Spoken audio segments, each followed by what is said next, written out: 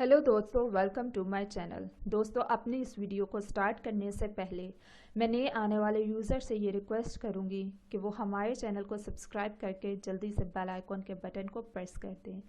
आज की इस वीडियो में मैं आप लोगों के लिए एक ऐसा घरेलू टोटका लेकर आई हूँ जिसको यूज़ करने से शुगर पेशेंट के जो हाथ सुन्न हो जाते हैं और सुन्न होने से दर्द होने लगते हैं, तो उनके लिए है आज का हमारा ये टोटका। दोस्तों, शुगर की बीमारी पूरी दुनिया में बहुत तेज़ी से फैल रही है। हर दूसरे बंदे को शुगर हो रही है, चाहे वो बच्चा है, चाहे वो जवान है, चाहे वो बूढ़ा है। और बुढ़ापे में आके कोई ना कोई बीमारी तो हो जाती है, लेकिन ज़्यादातर बीमारी शुगर की ही निकलती है।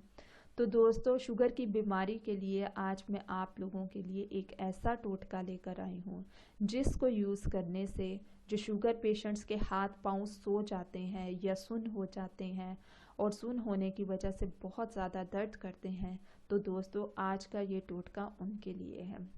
इसके लिए आप लोगों को जो इंग्रेडिएंट्स चाहिए हैं वो है स्थावर 50 ग्राम, स्तंगघोरी जिसको विंटर चेरी कहते हैं वो भी 50 ग्राम।